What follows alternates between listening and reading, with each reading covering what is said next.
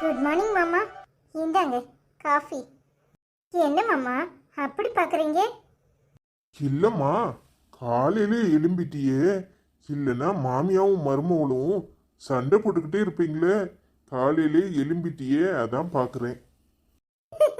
போங்க மாமா, இனி எல்லாமே இப்படித்தான். இது என்ன அதிசயமா இருக்கு? மழைகில வரப்போகுதா? ஆத்தாக்காரி வந்து 4 போடு போட்டிருப்பாளா இருக்கும். அதான் காலையிலே காப்பியும் கையுமா வந்து நிற்கிறேன். ஆமாத்த, எங்க அம்மா தான் நல்லபடியா நடந்துக்கணும் புத்திமதி சொல்லிச்சு. அதான் சரி. உங்களுக்கு காஃபி வேணுமா டீ வேணுமா? ஆள் ஆளுக்கு ஒன்னெல்லாம் போட வேண்டாம். என்ன போட்டிருக்கியோ அதே எடுத்துட்டு வா. சரிங்க அத்தை. இட்லி ஊற்றிட்டேன். தக்காளி சட்னி வதக்கி வச்சிருக்கேன். மல்லி சட்னிக்கு வதக்கி வச்சிருக்கேன். தேங்காய் சட்னியை அரைச்சிருச்சா? என்னத்துக்கு இத்தனை? என் மவன் எதுனாலும் சாப்பிட்டுக்குவான். இவரும் அப்படித்தான். உங்கள் அம்மாவுக்கு வேணும்னா வேற ஏதாவது செஞ்சு கொடு. இல்லைத்த, அம்மாவும் அதே சாப்பிட்டுக்கும். எல்லாம் எடுத்து வைக்கிறேன், சாப்பிட்றதுக்கு வந்துடுங்க. இந்தங்க காஃபி. காப்பி என்ன ஏன்ட்ட கொடுத்துட்டு போ. உங்கள் மாமாவுக்கு டீ தான் பிடிக்கும். டீ போட்டு எடுத்துட்டு வா.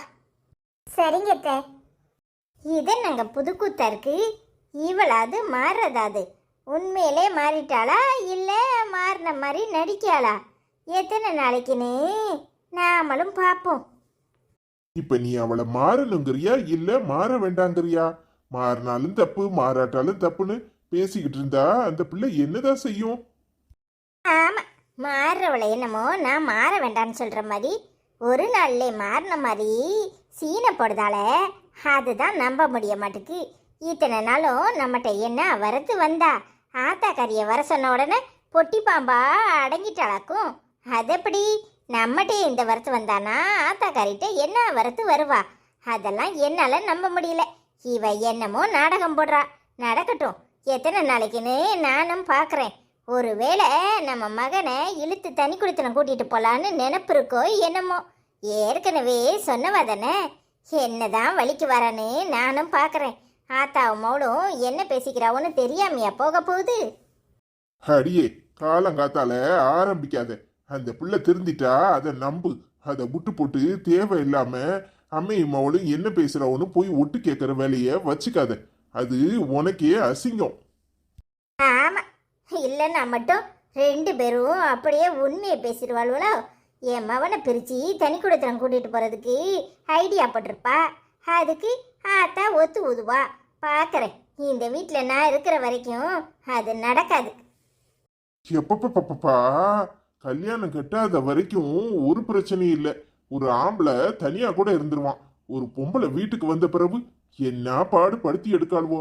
வீட்டுல விளக்கேத்த மருமவ வரணும் அப்படின்னு எதிர்பார்ப்பாவோ. வந்த உடனே இங்க பிரச்சனை ஆரம்பிச்சிருது அவளை. சே,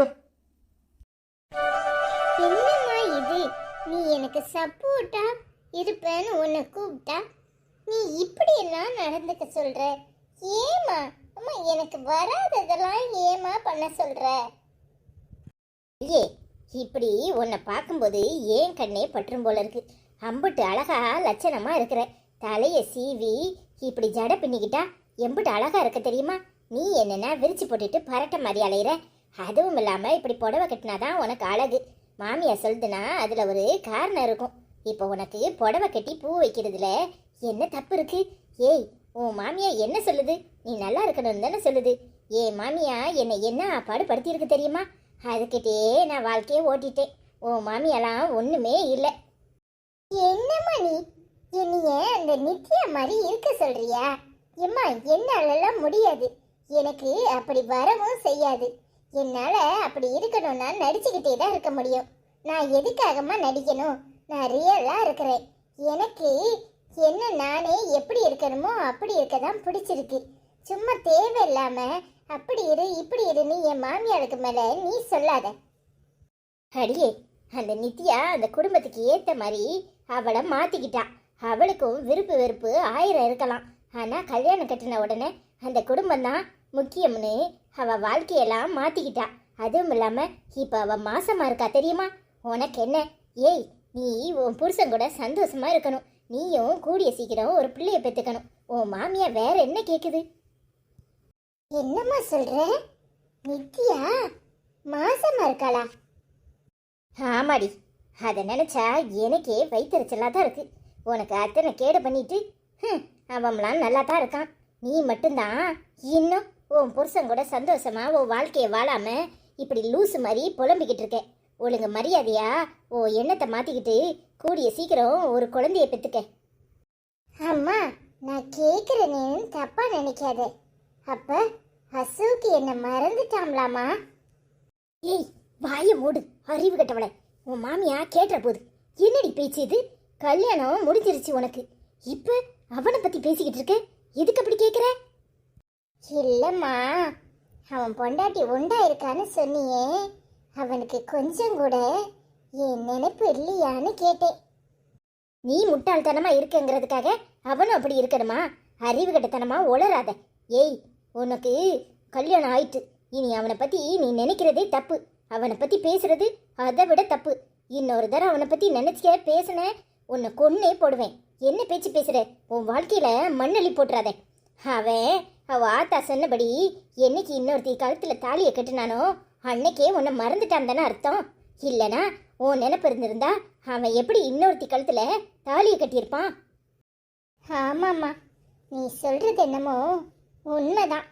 ஆனா எனக்கு தான் அடிக்கடி அவன் நினைப்பு அப்பப்போ வந்து போகுது. நான் அவன் மேல அளவுக்கு அதிகமா நம்பிக்கையையும் காதலையும் வச்சுட்டேன். அதான் பைத்தியக்காரத்தனமா இருக்கு. எனக்கு கல்யாணம் ஆயிருச்சு, அது எனக்கு புரியுதுமா.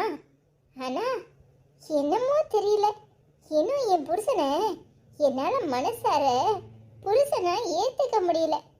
அன்னைக்கு அவர் வீடு வாங்கி எனக்காக கொடுத்துருக்காருன்னு சொன்னப்ப கூட நான் மனசை மாத்திக்கிட்டு தான் அவர் கூட நல்லபடியா குடும்பம் நடத்தணும்னு சொல்லிதான் எனக்கு உங்களை பிடிச்சிருக்கு புரிஞ்சுக்கிட்டேன்னு சொன்னனோ தவிர இன்னி வரைக்கும் அவருக்கும் எனக்கு இடையில எதுவும் இல்லை. எனக்கு என்னமோ தெரியல, என்னால என் மனசை மாத்திக்கவே முடிய மாட்டேங்குமா. ஏய், நல்லா கேட்டுக்கோ, அவனை விட உன் புருஷன் ரொம்ப நல்லவன். நான் பார்த்த வரைக்கும் உன் புருஷன் மாதிரி ஒரு பொறுமைசாலி இங்கே பார்க்க முடியாது. நல்ல குணம் படைச்சவன்.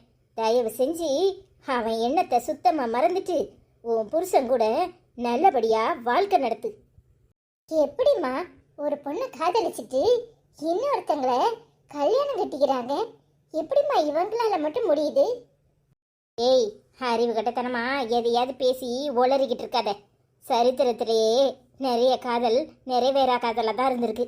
சும்மா என்னத்தையாவது உளராத. எல்லாரும் காதலிக்கிறவங்க ஒருத்தருக்கு ஒருத்தர் கல்யாணம் கட்டிக்கிறாங்கன்னு சினிமாவில் வேணா நடக்கும். இங்கே நிறைய காதல் நிறைவேறாம தான் போயிருக்கு. அதுக்காக அவனோ அவளோ வேற ஒருத்தனையோ வேற ஒருத்தையோ கல்யாணம் கட்டாமல் கடைசி வரைக்கும் இருந்ததும் கிடையாது. யாராவது ஒரு சிலர் இருந்திருப்பாங்க. அதுக்காக இப்போ நீ கல்யாணம் கட்டிக்கிட்ட பிறகும் அவன் என்னை மறந்துட்டால, அவன் என்னை நினைக்கலல்ல அப்படின்னு பேசிக்கிட்டு இருக்கிறது அபத்தமான பேச்சு. உலகத்தில் என்னமோ நீ தான் உண்மையாக காதலிச்ச மாதிரி எதையாவது கற்பனை பண்ணிக்கிட்டு உளறிக்கிட்டு இருக்காத. முடிஞ்சது முடிஞ்சதாகவே இருக்கட்டும். உன் புருஷன் ரொம்ப நல்லவன். அவன் கூட ஒழுங்கா உன் வாழ்க்கையை வாழப்பாரு, இல்லைனா ரொம்ப கஷ்டப்படுவேன். நீ சொல்றது உண்மைதாம்மா, எனக்கு புரியுது. ஆனால் என் மண்டையில் என்னமோ போய் என் புருஷங்கிட்ட பக்கத்தில் உட்காந்து பேசுகிறப்பெல்லாம் என்னால் சிரிச்சே பேச முடிய மாட்டேங்குமா. என்னமோ பைத்தியம் பிடிச்ச மாதிரி இருக்கு. நான் என்ன செய்யட்டும்?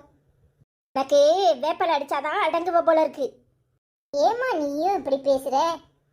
பின்ன கிளி பிள்ளைக்கு சொல்ற மாதிரி சொல்லிட்டு இருக்கேன். உனக்கு கல்யாணம் முடிஞ்சிருச்சு. நீ உன் மாமியா வீட்டோட வந்து உட்கார்ந்துருக்க. இங்கே இருந்துக்கிட்டு அவனை பற்றி பேசிக்கிட்டு இருக்கிறது தப்பு. அதுவும் இல்லாமல் அவன் இன்னொருத்தி கூட வாழ்க்கையை வாழ ஆரம்பிச்சிட்டான். அவனுக்கு குழந்தை பிறக்க போகுது. உன் புருஷனுக்கு நீ துரோகம் பண்ணுறதா கொஞ்சம் கூட உனக்கு உறுத்தலை? உன் மனசளவில் நீ யாரை பற்றி பேசுனா கூட தப்பு தான்.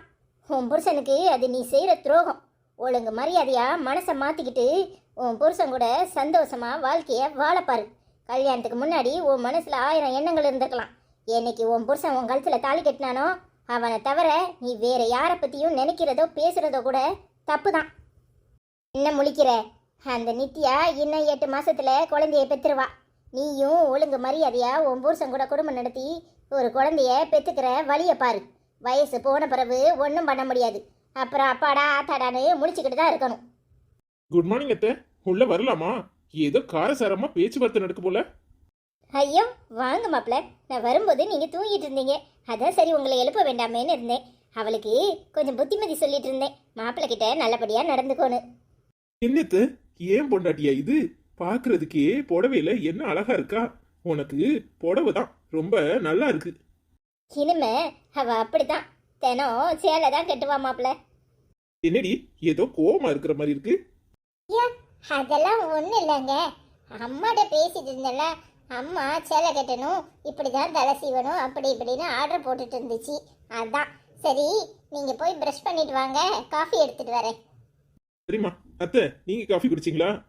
அதெல்லாம் காலையிலே குடிச்சாச்சு மாப்பிள்ள, நீங்க கிளம்புங்க, உங்களுக்கு வேலைக்கு நேரம் ஆயிரும்ல. இட்லி சுட்டு வச்சிருக்கா, சாப்பிட வாங்க. சரிங்க அத்தை. ஏன் மாமா என்ன இங்க வான்னு கூட்டிட்டு வந்தியே, என்னத்துக்கு? அம்மா கிட்ட ஏதோ சொன்னியாமே, அதை கேட்கறதுக்காக தான் தனியா கூட்டிட்டு வந்தேன். என்ன சொன்னேன்? நானும் சென்னைக்கு மாமா கூட போயிட்டு 7 மாசத்துல வந்துடுறேன்னு சொன்னேன், அதுக்கு என்ன இப்போ? அடியே, இங்க நான் உன்னை எல்லாரும் கவனிச்சுக்குவாங்க, அங்க வந்து எப்படி தனியா இருப்ப? அதுக்கெல்லாம் நாங்க ஒரு ஐடியா வச்சிருக்கோம். அதென்னடி ஐடியா? சொன்னா தானே தெரியும்.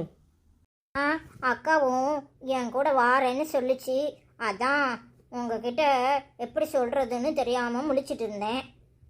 யாரு? எங்க அத்தையா? அடி பாவி, நீங்க மொத்தமா என்ன நாசமாக்குறதா திட்டம் போட்டுட்டீங்களா? ஓ மாமா, இதுல என்ன நாசமாக்குறதுக்கு என்ன இருக்கு? நாங்க 2 பேரும் அங்க இருந்துக்குவோம், நீ வேலைக்கு போனா கூட அக்கா என்ன நல்லா பார்த்துக்குவோம். அடியே, அதுக்கு கிரீம் வாங்கி கொடுத்தே என் மொத்த சம்பளமும் காலி ஆயிரும். அதெல்லாம் கொஞ்ச நாளைக்கு தானே, ஒரு 6 மாசம் மாமா. ப்ளீஸ் மாமா, என்னையும் கூட்டிட்டு போ மாமா. சுக்கு, நீங்க இங்கேயே இருக்கியே? ஏ மைனி, என்னையும் மெட்ராஸ்க்கு போன்னு சொல்லிட்டு நான் என் துணியெல்லாம் எடுத்து வச்சிட்டேன். இங்க பாரு, நான் கிளம்பிட்டேன். நீங்க 2 பேரும் இங்க நின்றுட்டு இருந்தா எப்ப கிளம்புறது? இன்னைக்கு சாயங்கால பசிக்கு போலாம். நித்யா ஆசைப்படுறாள, அதனால நீ அவ கூட போய் ஒத்தாசிக்கு இருன்னு மைனி சொல்லுச்சு. பார்த்தீங்களாங்க, அக்காவே ரெடி ஆயிட்டாங்க, எங்க என்னையும் கூட்டிட்டு போகுது. சரின்னு சொல்லுங்கங்க. வேற வழி, என் அத்தை தான் ஆளா கிளம்பிட்டாளே. சரி சரி, போவோம். ஜாக்கிரதையா இருக்கணும், சரியா? சரிங்க.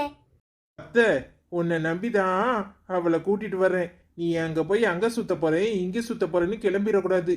அவளை வீட்ல இருந்து நல்லா பாத்துக்கணும். எல்லா வேலையும் நீ தான் செய்யணும், சரியா? நீ வேற, அதெல்லாம் நான் நல்லா பாத்துக்கிறேன், அதெல்லாம் பொறுப்பா இருப்பேன். எனக்கு அதெல்லாம் தெரியாமலா இருக்கேன். வா கிளம்புவோம். ட்ரெஸ் சுத்தி பார்க்க போறேன், மெரினாவில் வீடு கட்ட போறேன், ஹவுஸில் ஏறி நிக்க போறேன், நான் மங்காத்தா ராணி போல வாரேன். கிளம்புங்கப்பா, பாட்டே பாடியாச்சு, இன்னும் நின்னுகிட்டு இருக்கியே? நேரம் ஆயிட்டு, சீக்கிரம். நாம ட்ரெயின்ல போறோம்ல, சீக்கிரமா கிளம்புங்க கிளம்புங்க. இது ஒன்ன பாத்துக்க போகுதா? அது ஆட்டத்தையும் பாட்டத்தையும் பாரு. எனக்கு என்னமோ இது சரியா படல. போங்க, எப்பவும் நீங்க இப்படித்தான். அக்கா சந்தோஷத்துல பாட்டு படிக்குது. ட்ரெஸ் சுத்தி பார்க்க போறேன், நான் மெரினாவில் வீடு கட்ட போறேன், லைட் ஹவுஸில் ஏறி நிக்க போறேன், நான் மங்காத்தா ராணி போல வாரேன், நான்